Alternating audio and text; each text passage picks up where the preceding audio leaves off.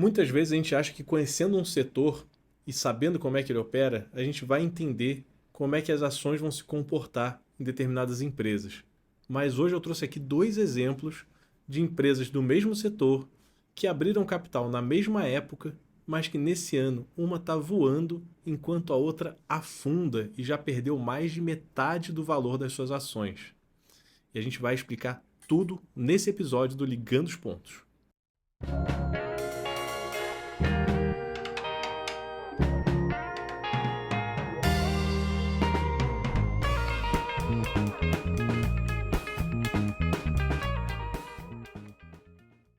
Olá, sejam muito bem-vindas, muito bem-vindos a mais um episódio do Ligando os Pontos, nosso podcast do Monitor do Mercado, que vai ao ar todas as quintas-feiras no YouTube do Monitor do Mercado ou na home do Portal Terra. Eu sou Marcos de Vasconcelos, CEO do site Monitor do Mercado, e trago aqui toda semana algum assunto para a gente abordar, para melhorar o seu jeito de entender o mercado financeiro, para melhorar a sua tomada de decisão. E se você ainda não está inscrito no canal do YouTube, esse é o momento de se inscrever, já deixar seu like aqui e a gente vai para cima de duas teses muito interessantes hoje, que são as teses da Redditor e da Oncoclínicas.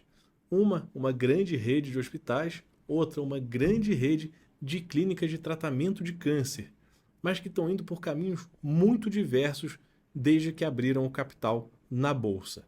A gente fala, que as mudanças que nós passamos durante a pandemia de Covid, que aconteceu nas relações sociais, o que aconteceu na psicologia, tudo isso vai ser estudado por muito tempo ainda.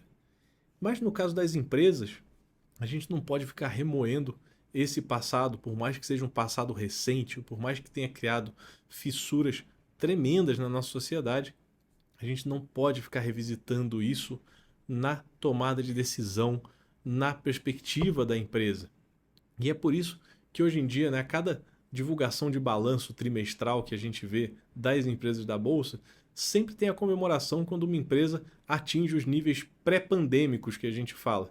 Ou seja, quando ela volta a funcionar de forma tão eficiente quanto funcionava antes da ruptura, da grande cisão que teve no mercado e nas relações, que foi a pandemia de coronavírus, a Covid-19. E quando as máscaras ainda eram obrigatórias, quando a gente ainda tinha o álcool gel em todas as prateleiras de luxo dos mercados, a coisa mais buscada no mercado era o álcool gel, duas empresas do setor da saúde resolveram captar recurso no mercado financeiro para ampliar suas operações. E foram duas empresas enormes. Uma foi a Redditor, que fez o seu IPO ali em 2020, e em 2021 a Oncoclínicas seguiu pelo mesmo caminho. A Oncoclínicas, que é uma rede de clínicas para tratamento de câncer. E as duas fizeram um IPO com uma tese muito semelhante. Somos uma rede grande, podemos ser ainda maiores com a captação do dinheiro que a gente fizer aqui no mercado financeiro. A gente vai financiar a expansão dessas operações. E como é que se expande a operação? Tanto aumentando o que você já faz, quanto com M&A, as fusões e aquisições. Você compra concorrentes, você compra empresas de fornecedores, por exemplo, para melhorar a sua cadeia de suprimento, e você vai assim deixando a sua empresa mais eficiente. E o investidor que bota dinheiro no IPO, ele está justamente... O IPO é essa oferta inicial de ações, Ele bota dinheiro esperando que essa ampliação, que essa consolidação de mercado que você pretende fazer ao pedir esse dinheiro emprestado, entre aspas, do mercado, que ele vai gerar mais valor. A sua empresa vai ser uma empresa mais eficiente, que vai gerar mais lucro, e ele vai surfar nessa onda e receber parte do lucro, ou ver essa valorização no papel, no preço das ações que ele comprou ali no IPO. Agora, na última divulgação de resultado trimestral, nesse último mês, a Redditor finalmente chegou a níveis de eficiência pré-pandêmicos. Isso que foi comemorado por muito analista, e a empresa tem sido vista com muito bons olhos pelos investidores. O BTG Pactual, ele fez uma pesquisa com grandes investidores e pediu para eles apontarem as empresas do setor de saúde que eles veem como um bom call, ou seja, uma boa oportunidade de compra, e a que eles veem como uma boa oportunidade de short. Short, que é o short selling, é a venda a descoberto, é quando você está apostando na queda do papel. E justamente essas duas apareceram, por isso me chamaram tanto a atenção. A Redditor com uma ótima pedida para compra mesmo ela já tendo subido muito esse ano as ações da Redditor já subiram mais de 16% desde o começo do ano, e a Oncoclínicas foi apontada como a melhor oportunidade de short selling, ou seja, a empresa, a ação que eles ainda acham que vai cair mais e que tem espaço para você apostar contra e tirar dinheiro ainda. E acontece, o que me chamou a atenção desse short selling, é que ele foi apontado mesmo com a empresa já tendo perdido quase metade do valor de mercado nesse ano. Ou seja, a ação já caiu praticamente pela metade e ainda assim, para os grandes investidores, ainda é o momento de apostar contra, apostar que vai cair ainda mais.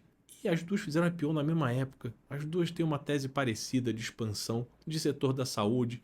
Como é que isso funciona? Por que isso está acontecendo? E eu fui atrás de entender pelo noticiário, pelo que a gente tem de entendimento do que está acontecendo dentro das empresas, pelas pesquisas, pelos research, né, os analistas de mercado que vão conversar com os executivos da empresa, vão conversar com os funcionários, vão entender o que o mercado está procurando, e cheguei a uma informação muito interessante. Né? E não é a primeira vez que o termo short e as oncoclínicas estão juntos. Acontece que em junho do ano passado, a gestora Polo Capital ela fez uma carta ao mercado apontando por que ela estaria entrando em short na Oncoclínicas. Em junho do ano passado, ela não tinha desabado esse preço todo que ela desabou esse ano. Então, ela estava estabilizada, mas a Apollo entrou com essa tese para o mercado. E, em resumo, o que a gestora falou foi que ela encontrou questões contábeis muito questionáveis nos balanços da Oncoclínicas, que ela estaria maquiando, de certa forma, a contabilidade, maquiando custos médicos que ela teria que colocar como custo, maquiando ali de forma que isso inflasse a receita e aumentasse a eficiência da empresa. Ou seja, ela pareceria mais eficiente no papel do que ela consegue ser de verdade por conta dessa jogada contábil. Isso seria muito prejudicial, já que o IPO era recente e a empresa estava precisando mostrar resultado real, né, do que fez com esse dinheiro, e ela estaria maquiando os resultados em vez de mostrar o que efetivamente foi feito. De lá para cá, a Oncoclínica se defendeu, falou que, lógico, segue todas as recomendações, que segue critérios muito rígidos na divulgação de resultado, mas ela não conseguiu trazer efetivamente resultado positivo desde o seu IPO. E não foi pouco dinheiro, tá? No IPO ela movimentou 3 bilhões e 600 milhões de reais. Tá? Isso em 2021. E nesse ano ainda ela captou mais 1,5 bilhão do Banco Master, uma capitalização que ela fez, ou seja, ela aumentou o dinheiro em caixa justamente para melhorar a operação, para deixá-la mais redonda, e ainda assim as ações estão desabando e desabando e desabando. E você pensa que isso é uma desvalorização num momento em que a saúde está retomando, né, os espaços ali da época pré-pandêmica, né? Ela está conseguindo entregar mais.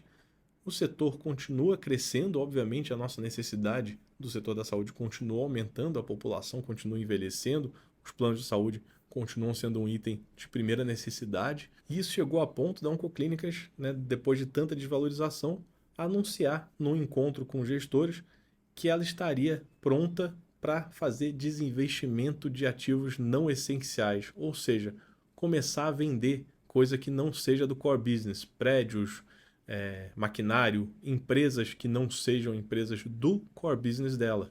Ou seja, ela fez um IPO de 3 bilhões,600 milhões, ela captou 1,5 bilhão e agora ela está se desfazendo de ativos que ela comprou. Ou seja, a tese deu errado. A tese estava errada. E não digo na minha visão. Não importa o que eu acho. O que importa é o que o mercado acha. E a tese deu errado, porque as ações já caíram 50% praticamente só nesse ano. E os analistas de mercado não conseguem apontar bons motivos para investir na Oncoclínicas. E quando você pergunta para os grandes investidores, o que eles apontam é que ainda é uma boa opção para fazer um short, né? Para fazer uma venda a descoberto e lucrar com mais quedas e mais quedas que são esperadas pela empresa. E a Redditor, por outro lado, continua expandindo. Ela fez, lógico, um IPO gigantesco, tá, gente? Nem se compara o volume movimentado no IPO da Redditor com o volume movimentado no IPO da Oncoclínicas. A Redditor entrou entre as 5 maiores empresas do Brasil depois do IPO dela. E claro, gente, a operação da Redditor é muito maior do que a operação da Oncoclínicas. Ela movimentou no IPO dela quase 12 bilhões, 11 bilhões e alguma coisa, 11 bilhões e 300 milhões de reais, enquanto a Oncoclínicas movimentou 3 bilhões e 600 milhões. Ainda assim, ela tinha uma tese que foi se consolidando com o tempo. Ela continua fazendo M&As, ela passou uma leva de aquisições de hospitais e de clínicas, e agora a Oncoclínicas não está conseguindo, está começando a se desfazer dos ativos, ou seja, está estudando se desfazer dos ativos, o que significa que a tese de investimento não se consolidou. Agora é hora de tentar outra coisa.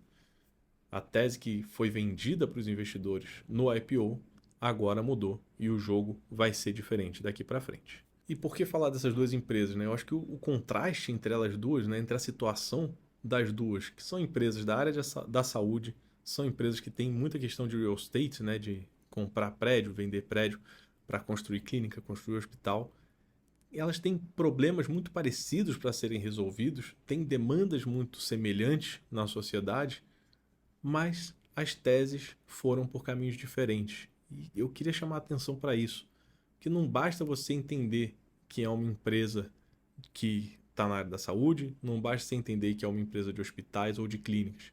Entender o que vai ser feito com aquele dinheiro e por que é esperado ou não a expansão de cada um dos negócios é o que vai te trazer diferencial ali na frente, na hora de colher os frutos dos seus investimentos. Então, gente, se o recado puder ser dado nesse vídeo estudem as empresas, estudem quem são as pessoas, quem são os executivos, qual o histórico deles na hora de entrar numa empresa. Quando você compra uma ação, você está virando um sócio e é melhor ser sócio de quem você conhece.